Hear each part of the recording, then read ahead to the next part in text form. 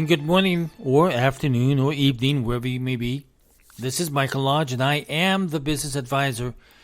Listen today. Hey, I hope that all of you had a really good, solid, restful weekend.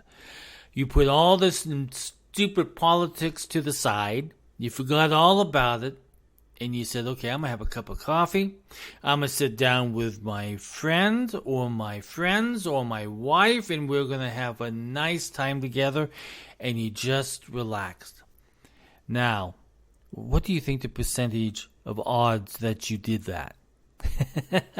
I hope it is a high percentage. Listen, today in South Carolina, it is the first day of school. Kids are on their school buses, little yellow school buses, and they're off to school today. Parents are saying, oh, finally, I get a break. I get to rest for a few hours. That's what school's all about, right? School is about getting your child back into that learning environment, that place where they are going to build their lives, starting to build their lives. Now, the most important thing that you have to think about them going back to school is that you have some responsibility. Yeah, they're not home with you all day long, and they're not doing all of that nonsense and making a ruckus in your house, but now you have a responsibility of what's happening at school. What's going on at school? What are they being taught at school? Do they need a little extra help? Do they need a tutor? Maybe you need to spend some more time with them. Maybe you need to keep them enthused about going to school. I mean, there's a whole array of responsibilities of a parent. It's a fun one. It's an exasperating one. It's a feeling that you would really like for them to be locked up because of their attitude. But that's part of being a parent. Being a parent means that God has given you a huge responsibility to train that child in good ways, disciplining them in good ways, with the meaning of the heart that says, I want you to be a better individual. Listen, I grew up during the time where it was tough being a kid. We all made it through. I mean, I made it through high school, grade school, high school, college. But it began when I was young because I knew my parents had a rule. I hated the rule, but it was a rule. And it said, listen, if you are going to get in trouble at school, guess what's going to happen at home? Double trouble. They made it very clear to me, my parents made it very clear to me, if I got in trouble at school, that when you got home, expect to be in deeper trouble. And it happened because I was a kid. Kids sometimes get in trouble. Sometimes we as kids, we push the boundaries to see how far we could go. You know it. I know it. We both did it. And now your kids are doing it. But we were taught differently. I remember when I was in grade school, discipline was taught there. And I remember Mrs. Redberg, who was my teacher, every time we went out to the playground for recess, in her hand she had a paddle. Now, it was one of those paddles that you play ping pong with, but it was a paddle, and we knew that if we did anything wrong, got into a fight or hit somebody or pushed somebody, that we were going to get in trouble with Mrs. Redberg in that paddle. Now, that paddle was used not that often because we kids knew that it was there. Now, I'm going to admit this, and probably you teachers out there are going to say, gosh, I'm glad that he wasn't in my class. One day we were out on the playground, and we were playing, and I was standing next to the teacher. And for some reason, the teacher decided to bend down and talk to another student. And the teacher goes, "Here, Mike, hold this paddle for me." So she bent down. She was talking to that student. And I'm thinking, my gosh, there's a big rump here. There's a big butt. And so I took that paddle. I took that paddle and I swung like it was a bat. And you heard this clap across the playground. I learned what double trouble was that afternoon because there was a phone call that went to my mom. I want to tell you what happened to your son today. Zoom, she was down at that school. I had to sit in the coat room. Now, at that time, each school had a coat room where you came in, you took your boots off, you took your coat off, took your hat off, and you went into the classroom. I had to sit in the coat room by myself thinking about what I had done because the teacher said, you sit there and you think about what you did. All I could think about was, my mom's on her way. I know I'm in trouble. Sure enough. Went home, was sent to my room. My dad came home. I could hear them laughing out in the front yard. Out in the front in the living room. And they were going over what I had done. They were laughing at me. But I also knew that might be laughter, but they had to teach me something. And they were going to walk into my bedroom at any given moment. And that belt, because they used belts at that time, was going to be used. No lecture, no saying I'm sorry, no nothing. So, I was in my bedroom. I could hear them outside. I put a book in my butt. I put a book in my pants, protecting my butt, knowing that that belt was coming. I knew that belt was coming. But we understood what our responsibilities were as kids because we knew that there were consequences to our action.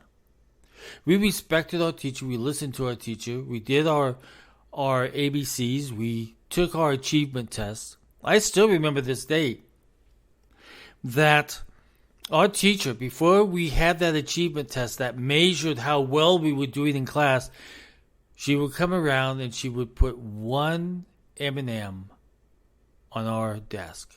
We couldn't touch it. Because you see, she told us and she convinced us that M&M was a smart pill.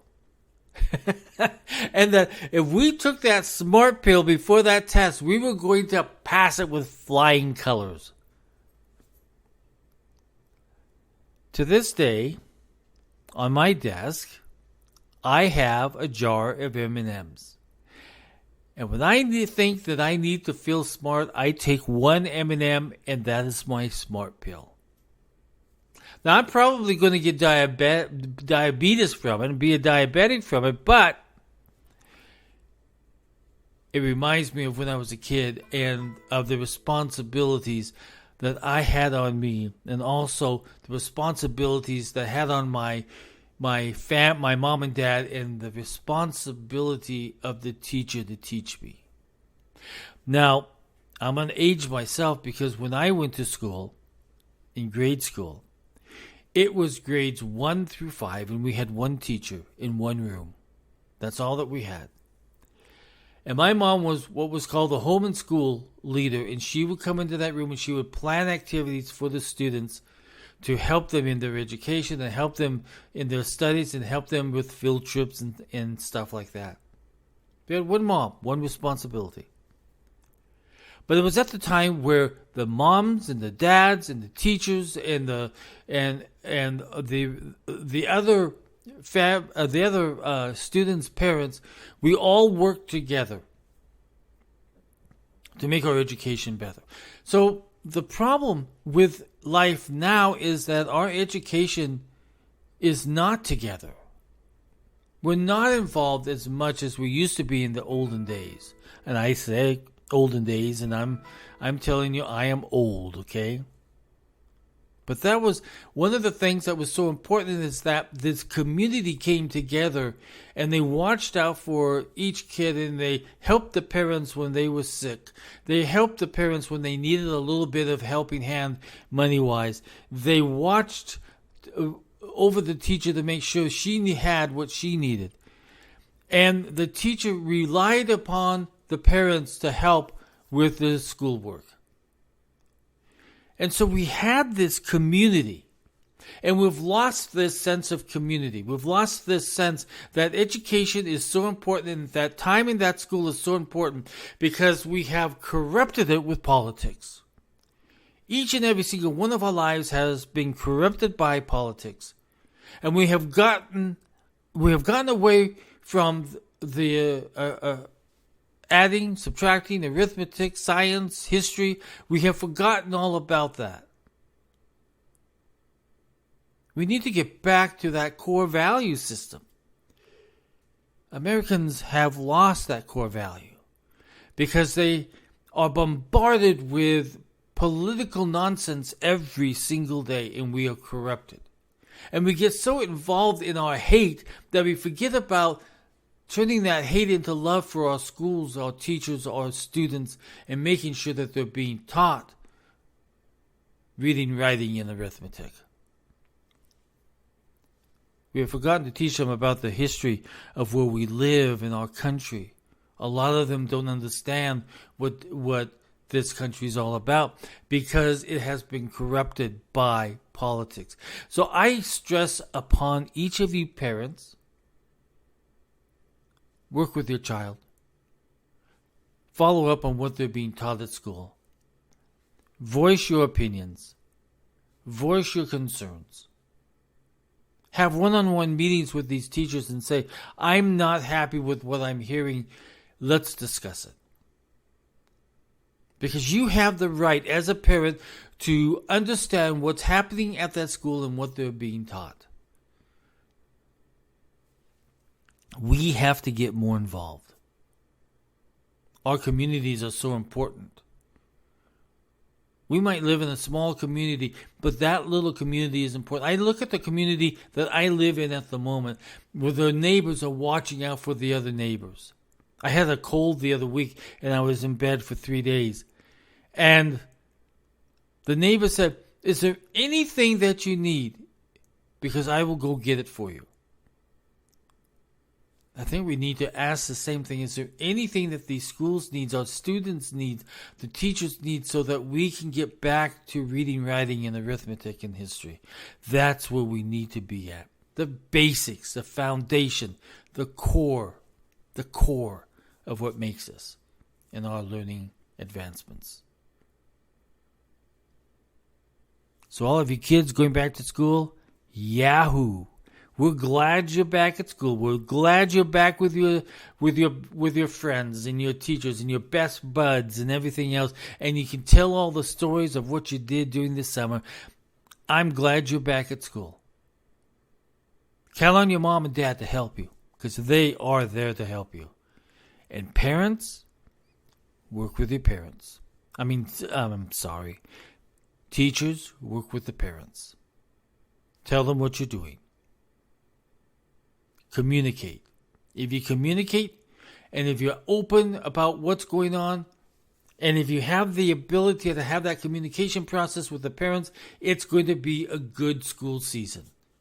Listen, if you want to have more access to me and my business advisory services, go to www.lodge-co.com. Again, that's www.lodge-co.com.